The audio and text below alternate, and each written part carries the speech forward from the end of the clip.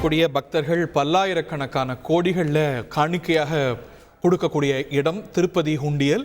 இந்த ஹுண்டியல்ல முறைகேடு நடந்திருக்கிறது கடந்த ஆட்சியில் அப்படிங்கிற ஒரு பகீர் குற்றச்சாட்டை ஆந்திர துணை முதலமைச்சர் பவன் கல்யாண் வைத்திருக்கிறார். இது பற்றி ஆந்திராவில் முந்தைய ஆளும் கட்சியான YSR காங்கிரஸுடைய நிர்வாகி திரு முருகேசன் நம்மோடு தொலைபேசி வாயிலாக இணைந்திருக்கிறார். திரு Murugesan, it's a huge charge. இப்போ லட்டு சர்ச்சையை மிஞ்சக்கூடிய ஒரு சர்ச்சையாக, ஒரு புதிய குற்றச்சாட்டாக திரு பவன் கல்யாண் துணை முதலமைச்சர் இந்த குற்றச்சாட்டை வைக்கிறார். இந்த நீங்கள் கருத்தை கேட்டிருப்பீங்கன்னு நினைக்கிறேன்.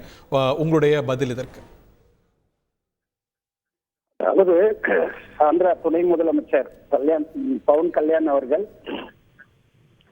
எந்த நிலைமையில, எந்த ஆலோசனையில இந்த மாதிரி கருத்துகள் எல்லாமே பொதுமக்களுக்கு வெளிப்படுத்துறாங்கன்னு சொன்னா அது கரெக்டா தெரியல. அவங்க கூட்டணி 3 கட்சிகள் ஆட்சி அமைச்சு 100 நாளுக்குள்ள இந்த மாதிரி லட்டு பிரச்சனைகள், பணம் மோசடி நடந்து போச்சு, எல்லாமே கல்பி நடந்ததுன்னு ஆண்டவனே அங்க இல்லைன்னு சொன்னாலையும் நம்ம அது கண்டிப்பா அங்க திருப்பதி பாலாஜி இல்லைன்னு கூட சொல்றதுக்கு கூட அவங்க எதிர்பார்க்கிற மாதிரி இருக்குது.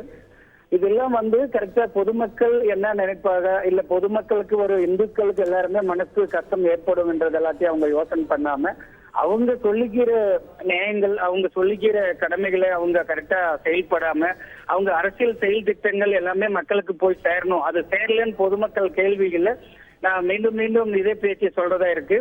இவங்க இந்த மாதிரி ஒரு நாளைக்கு ஒண்ணு எங்க கட்சிக்கார் குற்றம் சொல்லணும்னா எதிர்கட்சி மேல இல்ல ஆளுங்கட்சி எல்லாருமே குற்றம் சொல்றதுக்கு நிறைய இருக்குது, பேசலாம். இவங்க இந்த மாதிரி திருப்பதி பாலாஜி இந்த மாதிரி அநியாயம் நடந்து போச்சு, லட்டுல கல்பி நடந்து போச்சு, இல்ல காசு பணம் மோசடி எல்லாம் நடந்து போச்சுன்னு சொல்றது கரெக்டா, அது கரெக்ட் இல்ல, கண்டிக்கத்தக்கது. கண்டிப்பாக திருப்பதி பாலாஜி நேற்று கோர்ட்ல கூட ஒரு தீர்ப்பு வந்துச்சு. அதுல கூட அவங்க எல்லாருமே அரசியல் ஆக்குறதே ஆண்டவனே நீங்க சரியில்லை, இதுக்கெல்லாம் யாரு சாட்சிகள், ஒரு ரிட்டர்ன் போன நெய் அது ரிஜெக்ட்னு சொல்லி அதுல தரம் கம்மியா, கொழுப்பு கலந்ததுன்றதுல தரம் கம்மியா இருக்குதுன்றதுனால அது ரிட்டர்ன் அனுப்பியாச்சு.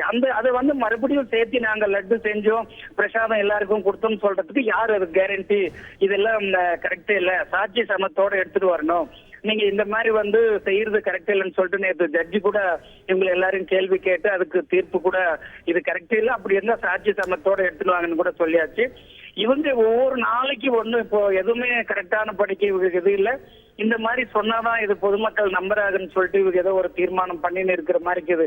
கூட்டணி கட்சிகள், ஆந்திரா முதலமைச்சர் சந்திரபாபு நாயுடு இருக்கட்டும், அதே பவன் கல்யாண் துணை முதலமைச்சராக இருக்கட்டும், இவங்க எல்லாருமே இந்த மாதிரி கட்டத்தெல்லாம் எட்டுன்னு வர்றது கண்டிப்பா அது கரெக்ட் இல்ல. அது நாங்க பொதுமக்களா இல்ல YSR காங்கிரஸ் பார்ட்டி அது கண்டிப்பா எதிர்க்கிறோம், கண்டிக்கத்தக்கது, அது கரெக்ட் இல்லைன்னு சொல்றாங்க. இதை SIT விசாரிக்கும் அப்படிங்கிறாரு, அதற்கு நீங்க வரவேற்கிறீங்களா? அது செஞ்சுக்கோங்க அப்படின்னு சேலஞ்ச் பண்றீங்களா? இதை தாண்டி இதை வச்சு அரசியல் செய்யறாங்க, பாலாஜி வச்சு அரசியல் செய்யறாங்கன்னு கருதுறீங்களா? ஆமா, இல்ல அரசியல் செய்யறாங்கன்றதான் நாங்க அதுக்கு சொல்றோம். அது இப்போ அரசியலுக்காக இப்போ அதே சொல்றோம். நம்ம அரசியல் இல்ல, இதை விசாரிச்சா உங்களுக்கு பரவாயில்லையா? இப்ப இந்த உண்டியல்ல முறைகேடு நடந்திருக்கு அப்படிங்கிற விஷயத்தை விசாரிச்சா okay, do you welcome that? Okay, இப்ப நாம எந்த எதுக்குமே திருப்பதி பாலாஜின்னா ஒரு உலகத்திலேயே ஒரு ஃபேமஸ், இல்ல இந்தியாவுல ரொம்ப ஃபேமஸான ஒரு புண்ணியக்ஷேத்திரம். அதுல கோடிக்கணக்கான மக்கள் அதுக்கு பக்தர்களா இருக்கிறாங்க. அதுல எந்த மாதிரி ஒரு மனிதனுக்கு இல்ல ஒரு அரசியல் ரீதியா இருக்கிறவங்களுக்கு அந்த மாதிரி மனசு வராது. இவங்க சொல்றது எல்லாமே இப்படி சொல்றதுக்கு இவங்களுக்கு எப்படி மனசு வருதுன்றதுதான் அதனுடைய எங்களுடைய எண்ணங்கள், எங்களுடைய கருத்துக்கள் கூட.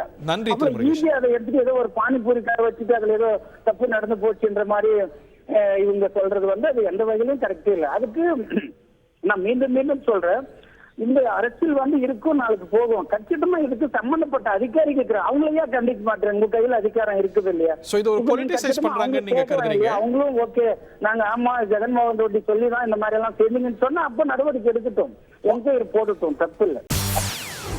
செய்திகளை உடனுக்குடன் தெரிந்து கொள்ள உடனே சப்ஸ்கிரைப் பண்ணுங்க.